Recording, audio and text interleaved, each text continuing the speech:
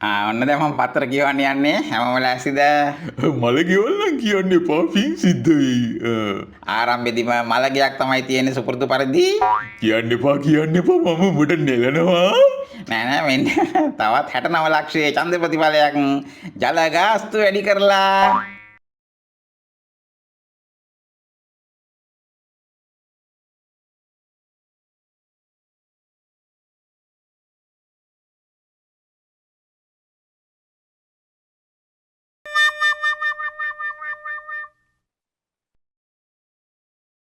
චුට්ටක් වැඩි කරලා වෙන්නේ නැති මාසෙට රුපියල් 20ක් විතර. රුපියල් 20ක්? ඒ ඉස්සර මං දැන් කෙලිම වැඩි කරන්නේ 150 ගානේ. මොකයි යකෝ ඒ කියන්නේ මට දැන් 2000කට කිට්ටු වෙන්න එනවා. නෑ එහෙනම් මේ මාසේ 3000ක් එනවා කියලා ලියාගන්න. යකෝ ඒ කියන්නේ රටම මලගයක් වෙනවනේ කොටේ. හරි ඇයි දන්නවද මෙහෙම කරන්න මේ පාලකයෝ? දන්නේ නැත්තම් දැනගනින්. කොච්චර කෙලෙව්වත් මුංම හොඳයි කියන 70ක් තාම රටේ ඉන්නවනේ. හරියට මං වගේ. ඔව් උඹට තමයි කියන්නේ. මොනවා වුණත් බං දැන් තෙල් පෝලිං නෑනේ ගෑස් පෝලිං නෑනේ. එහෙම කියන 100ට එකක් තාම රටේ ඉන්නවනේ වලව්වල කටුසූපු කරන. හරියට මං වගේ. හරියට උඹ වගේ. කවුරුත් බාර ගන්න නැති වෙලාවේ අපේ ලොක්ක තමයි බාර ගත්තේ. එහෙම කියන ආතල් වල ටිකක් තාම ඉන්නව රටේ. උඹ වගේ.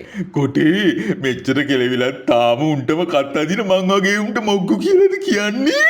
එහෙම උන්ට තමයි කාරි අඩු කුලේ උන් කියලා කියන්නේ. මන්නම් අහලා තියෙන අඩු කුලේ කියන්නේ. ඒ ඉස්සර මේ නවීන ලෝකේ අර රස්සාව කරා මේ රස්සාව කරා කියලා අඩු කුලේ වෙන්නේ නැහැ. ඒ කියන්නේ මේ කාලේ මහන්සි වෙලා ඕනම දෑති රස්සාවක් ගණන් ගන්නේ වංශවත් කුලයට.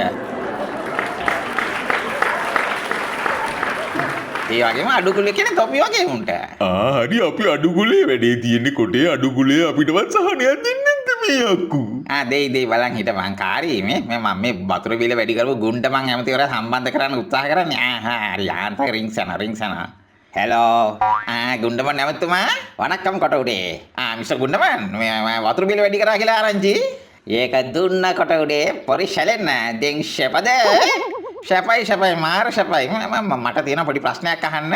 ඒක ආන්න කොට උඩේ. දැන් ජනතාවගේ ජල බිල්පත් වැඩි කරලා ඔයා කොහොමද වතු කරේට යන්නේ රෙදි ඇඳගෙන? ඒක රෙදි ඇඳගෙන යන්නේ මෙමයි කොට උඩේ.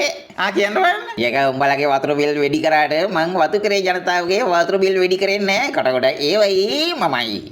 මොකද වතු කරේ උඹල වගේ අහිංසක නෑනේ කාරී. උන්ගේ වතුර බිල් වැඩි කරා නම් උන් මාව ශම්බෝල හදයි. හොඳයි ගුණ්ඩමන් නැමති සඳ සැපෙන්ම ඉන්න. කොහොමත් මං ෂපාන් එකේ තමයි ඉන්නේ කොට උඩේ. කාරී උඹට මල පයින් නැද්ද බං? ඇත්තනේ ඉතින් මේ මිනිස්සයා කියන්නේ මේ මිනිස්සයා ගමට යන්න එපා යාපට කෙලවලා හරි. හොඳයි දැන් අපි සමාජ මාධ්‍ය වෙතට යමු වෙනවා. බලන්න මේ පින්තූර දිහා. අර දකුණු කෙළවරේ ඉන්න බුවානම් මාත් එක්ක බේරේ නෑ මේකට. අපි දෙන්න තරගෙට දියමුන් ගෙව්වා. එතකොට මැදින් ඉන්න බුවා? එයා අනාගතේ මාත් එක්ක බේරේ නාන්න ඉන්න බුවෙක්. බලන්නකෝ එයාගේ සිඟිති හිනාව. එතකොට මේ වම් පැත්තේ ඉන්න බුවා?